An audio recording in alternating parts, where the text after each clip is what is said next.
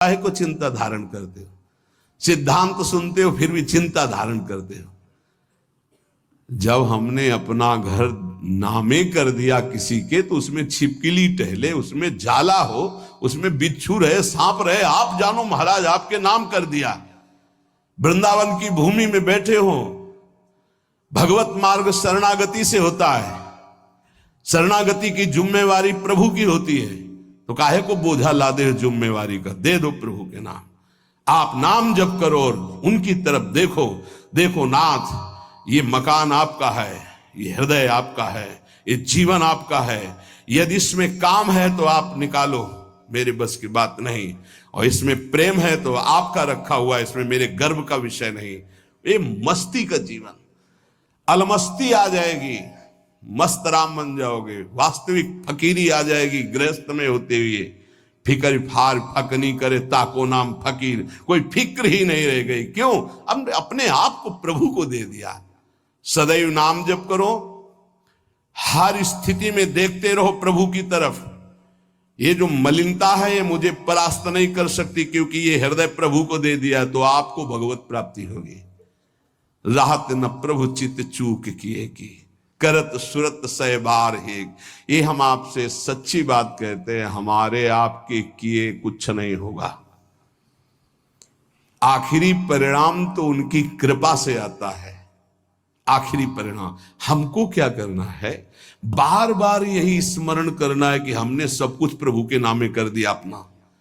जो भूल चूक से रह गया हो उसको भी कर दो। ये सब भागवतिक हो जाने पर ही इसमें भगवान की दिव्य लीला, भगवान के दिव्य रूप का प्रादुर्भाव होता है। जिसमें आप अपनापन रखेंगे वही भगवत प्राप्ति में बाधा पहुंचा देगा। आप अंदर से बात समझो, कोई साधना भगवत प्राप्ति नहीं कराती। आपको मजाक लगेगा, ये हम करके बता रहे हैं। भगवत प्राप्ति कहीं अपनापन न रह जाए तो अभी हो जाए। शरीर में, सूक्ष्म शरीर में, स्वभाव में, किसी में अपनापन नहीं, अभी भगवत प्राप्ति हो जाएगी। ये अपनापन जो बोझा लाद करके हम साधना करते हैं ना, बहुत लंबी सफर है। ये हम अनुभव की बात कहते हैं। अगर तुम पकड़ पाओ तो पकड़ पाओ। सत्संग के द्वारा प्राप्त विवेक रूपी कैंची से सारा अपनापन काट दीजिए और प्रभु के चरणों में दे दीजिए। जैसे हो, जहां हो, जो भी हो, वही भगवत प्राप्ति हो जाएगी। पर इतना ममता जोर की आपके शरीर में और शरीर संबंधी और भोगों में कि आप काट नहीं पा रहे। इसीलिए जहां हो, जैसे हो, अपने आप को प्रभु के हवाले कर दो, संभाल लेंगे। एक बार ये निर्णय निकल पड़े, तन मन प्राण स्वभाव बराबर, मेरे तो गिरधर गोपाल दूसरो न कोई। सवाल हल, अनंत जन्मों का प्रश्न शांत हो जाएगा। बस समझ लीजिए, तन मन प्राण स्वभाव जो भी कुछ है बराबर, मेरे तो गिरधर गोपाल दूसरो न कोई। ये सब और इसका परिणाम, मेरे तो गिरधर गोपाल दूसरो न कोई। दूसरो न कोई, न मन न तन न प्राण न स्वभाव न कोई अपना। अभी भगवत साक्षात्कार हो जाए। पर चाहता कौन है? कोई बिरला गुरु कृपा पात्र चाहता है मुझे भगवत प्राप्ति हो जाए, तो बैंक बैलेंस चाहता है, प्रभाव चाहता है, प्रणाम नमस्कार चाहता है, मनमानी भोग चाहता है। प्रभु को कौन चाहता है?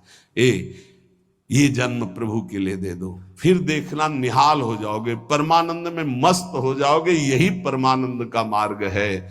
इसलिए नाम नाम नाम, इसके लिए हम नहीं छूट देंगे अपनी जिह्वा को ना अपने मन को। हमसे और कुछ बने चाहे न बने, हम बोलेंगे राधा राधा। आगे की बात प्रियाजू देखें, उनके प्रीतम देखें, राधा राधा कहेंगे। चाहे हमको यमुना जी की तरफ ले चलो, चाहे छठीकरा की तरफ ले चलो, जिधर मतलब चाहे बाम ले चलो, चाहे दाएं ले चलो, चाहे पूरब ले चलो, चाहे पश्चिम ले चलो, हम बोलेंगे राधा ही राधा। अब आपको देखना है कि आप किधर घुमा के हमें ले जाते हो। आज से अपने जीवन की बागडोर, जैसे अर्जुन ने अपने रथ की बागडोर दे दी श्री कृष्ण को, ऐसे जीवन की बागडोर हम प्रियाजू को देते हैं। हे प्रियाजू, हे करुणामयी। पक्का वृंदावन में बैठ के कहते हैं, अपने लोग सब बैठे हैं, प्रार्थना सामूहिक होती है नहीं, उसी से भगवान का अवतार होता है। जब समस्त देवता, ब्रह्मा जी, शंकर जी सब मिलके, तो सब यहां हैं, किसी की कमी नहीं है यहां, समझ लो। यहां शिव भी हैं, यहां जीव भी हैं, यहां श्यामा भी हैं, यहां श्याम भी हैं, उनके प्रेमी भी हैं, उनके विरोधी भी हैं, सब हैं यहां।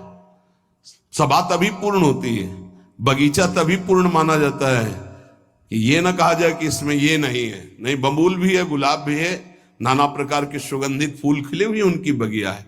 वृंदावन की भूमि में बैठकर हम प्रार्थना करते कि हमारे जीवन की बागडोर लाडली आपके हाथ में,